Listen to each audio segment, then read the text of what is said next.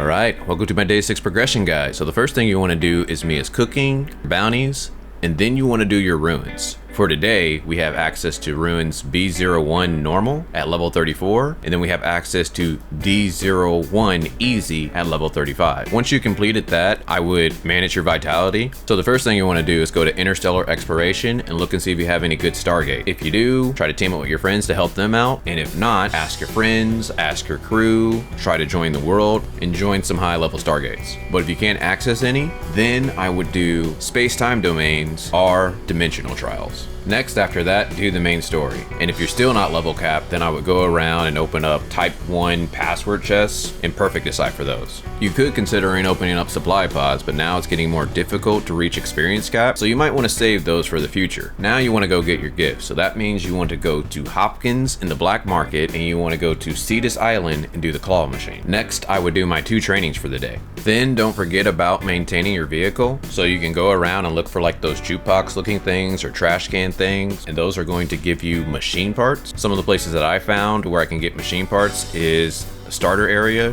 here at Astra Shelter.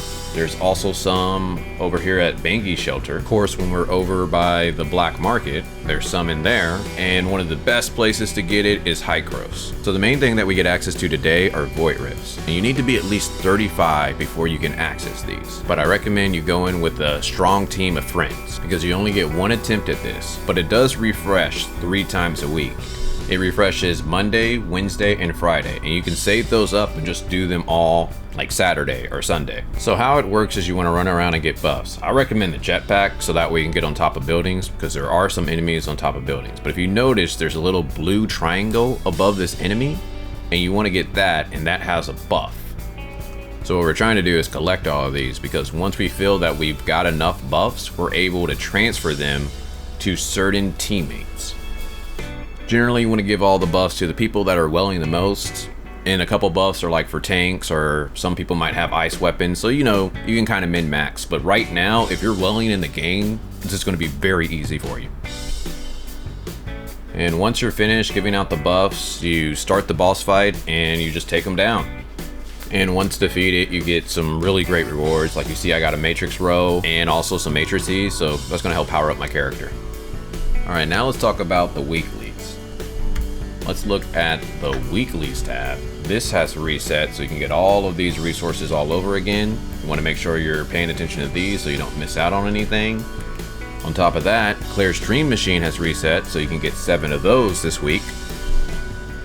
Alright, now let's talk about the newcomer event. Last week, for 700 points, we were able to get the SSR selector, and to get all the rewards, we need to reach 1400 points. So if you just do what you did last week, we should get all the rewards. And we have 16 days to complete it, so really no rush. While I'm here, I want to go ahead and talk about the Clotho supply pod. Here it shows we can get a discount and get 10 gold nucleus. So right now, I could just get it for 600 dark crystals, or I can wait 2 days, and then I can get it for 300 dark crystals. But then over here, if I wait 8 days, then I get it for free. But the thing is, once you purchase this, generally within a day it resets. So the sooner you take your discount, the sooner it starts again. So if you're a whale or Leviathan, you might want to do 60%. If you're free to play / dolphin, you might want to wait till 80. And if you just don't want to spend any resources at all, just wait till it's free.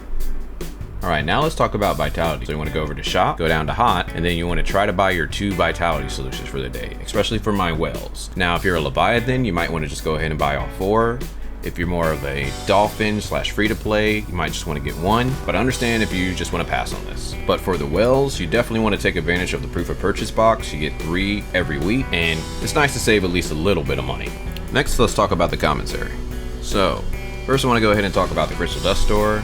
You want to make sure you're buying your advanced modules ×2 and all of your booster modules. Then let's go down to the crew store. Remember, anything you get, you just want to buy potent omnium crystals. And now let's talk about the support store. Now, remember, you're trying to get joint supply chips. This is the most important thing. And to get all of those, you need 2,700 points. Now, the second best thing would be black nucleus. And to get all of those, you need 3,000 points. Third best thing would be gold, and to get all of that, you need 3,500 points. Personally, I think it's just best to go for the joint supply chips and the black nucleus, and if you have any extra, get some gold. If you go over to Bygone Phantasm, you'll see that my rank is now 3, because we have Oreo Pancakes in my roster and Holiest, and they got to higher floors than me. So I got a lot of work to do if I want to try to get up there, but someone who got to 202 probably spent a lot of money in the game, so it's probably not happening, but maybe I can beat Holiest. Next, I wanted to mention Apex Legends. If you click on this, you'll get a description on the rewards you can get. So I would just like play this maybe a couple times, that way you can at the very least get private, and if you get private, you're going to get at least 100 dark crystals.